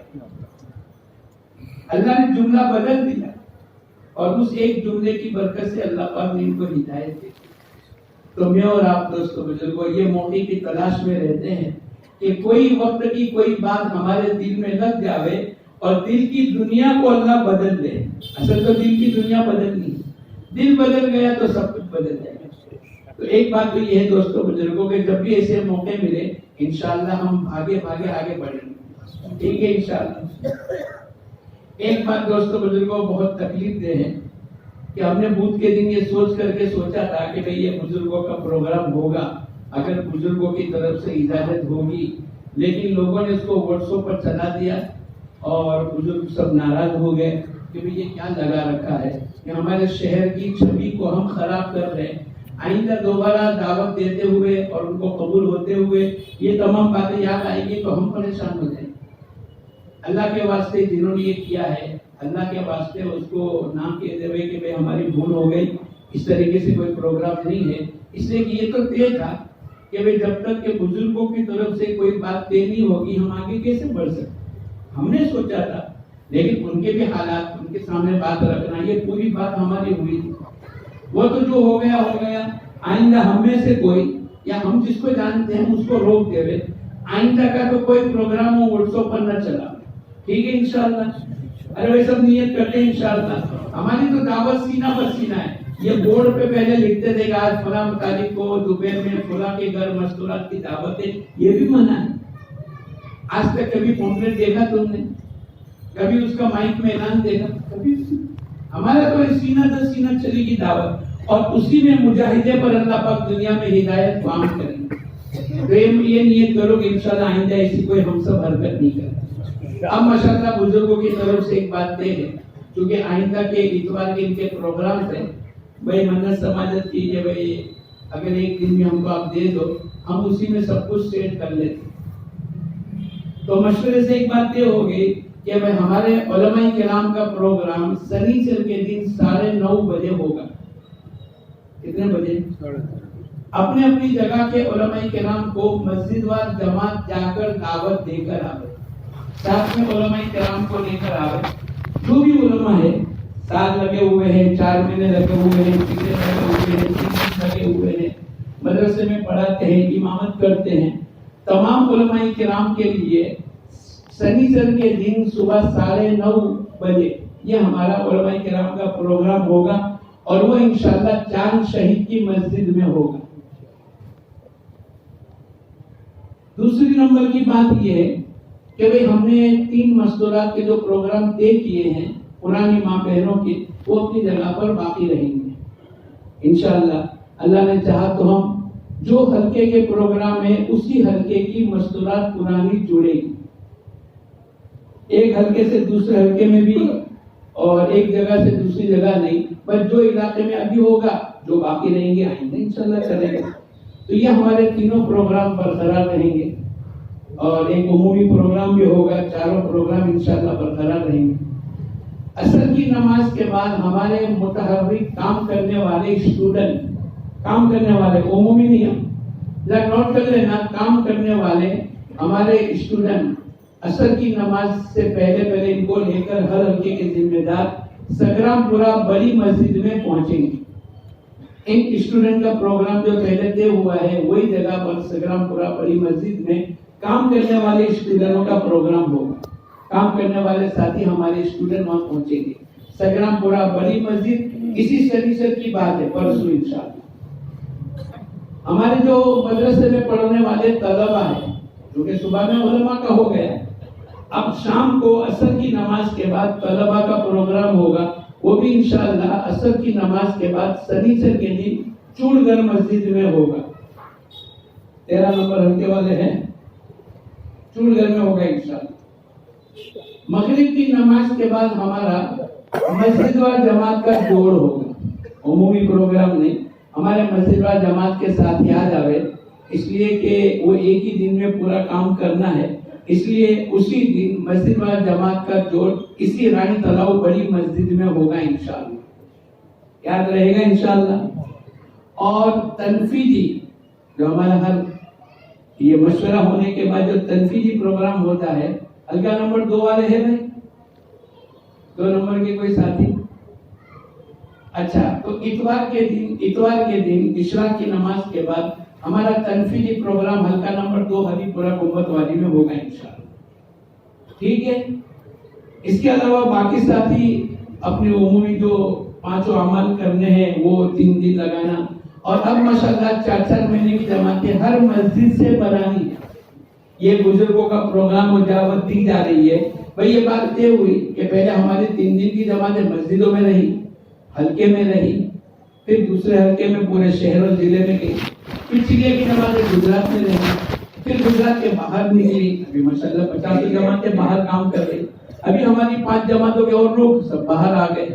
تو اب ہماری جماعتیں اب ایک قدم اور بڑھا کہ اب 4 مہینے کی جماعتیں ہر سال دسمبر جنوری میں ہمارا اجتماع ہوتا تھا اور ہر مسجد جماعت دیتی تھی.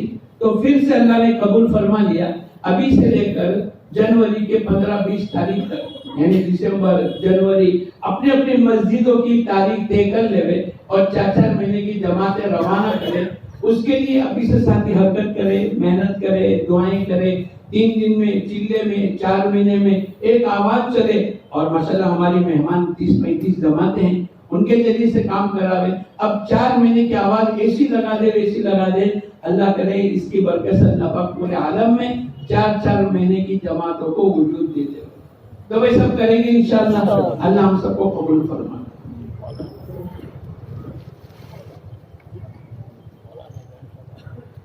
ہوگی نا بات؟ کیا ہے ہوگی نا، بزرگوں کی عمل ہے، بس یہ بات تو ہوگی.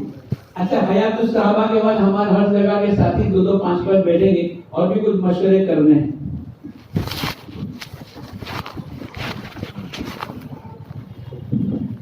اللهم لك الحمد كله ولك الشكر كله ولك الخير كله وليك الحمد كله. اللهم صل على سيدنا محمد وعلى ال سيدنا محمد وبارك وسلم. ربنا ظلمنا انفسنا وان لم تغفر لنا وترحمنا لنكونن من الخاسرين. لا اله الا انت سبحانك اني كنت من الظالمين. ربنا اغفر لنا ولاخواننا الذين سبقونا بالايمان ولا تجعل في قلوبنا غلا للذين امنوا ربنا انك رؤوف رحيم. اللهم إنا نسألك من الخير كله عاجله وآجله ما علمنا منها وما لم نعلم ونعوذ بك من الشر كله عاجله وآجله ما علمنا منها وما لم نعلم. ربنا آتنا في الدنيا حسنة وفي الآخرة حسنة وقنا عذاب النار. یا اللہ ہمارے گناہوں کو معاف فرما، خطایا سے درگزر فرما، سیئات و حسنات سے مبدل فرما. یا اللہ تیرا تعلق ہم سب کو نصیب فرما. تیری ذات عالی سے ہونے کا یقین زندگی میں پیدا فرما. یا اللہ تو ہم سے راضی ہو جا، ہمیں اپنے آپ سے راضی فرما لے. یا اللہ تو ہمارا بن جا، تو ہمیں اپنا بنا لے. یا اللہ پوری امت کی پوری مغفرت فرما. امت کی جان کی، مال کی، عزت کی، آبرو کی حفاظت فرما. یا اللہ امت کی پریشانیوں کو دور فرما. اے اللہ یہ دین کی محنت کو پورے عالم کے مولا کریم جاری و ساری فرما. یا اللہ دعوت کی بصیرت ہمیں نصیب فرما, آپس میں اجتماعیت نصیب فرما, مزاج میں جامعیت پیدا فرما. یا اللہ صفات قبولیت سے ہم سب کو آراستہ فرما. یا اللہ ہمارے بزرگوں کے سفر جہاں جہاں بھی ہو ان بزرگوں کے سفروں کو آسان فرما. یا اللہ ان کی عمروں میں برکت عطا فرما, عافیت والی زندگی سب کو نصیب فرما. یا اللہ ہم سب کو صحیح حج پر کام کرنے کی توفیق مرحمت فرما, صحیح حج پر سب کو کام کرنے کی توفیق مرحمت فرما. اے میرے اللہ تیرے نبی صلی اللہ علیہ وسلم نے, تیرے نیک بندی انبیاء نے, بزرگوں نے جتنی خیر کی دعائیں مانگی ہیں, ہم تیرے سامنے مولا خیر کا بھلائی کا سوال کرتے ہیں. ہمارے حق میں خیر مقدر فرما. جن شرور سے پناہ مانگی ہے, قیامت تک کے فتنوں سے پناہ مانگی ہے, اے میرے اللہ ہم سب تیرے سامنے پناہ مانگتے ہیں, ہمیں پناہ نصیب فرما. ہماری دعاؤں کو اپنے فضل و کرم سے قبول فرما. صلی اللہ تعالی علی خیر خلقہ محمد وعلی آلہ وصحبہ اجمعین. ربنا تقبل منا انك انت السميع العليم. سبحان ربك رب العزة عما يصفون وسلام على المرسلين والحمد لله رب العالمين برحمتك يا ارحم الراحمين.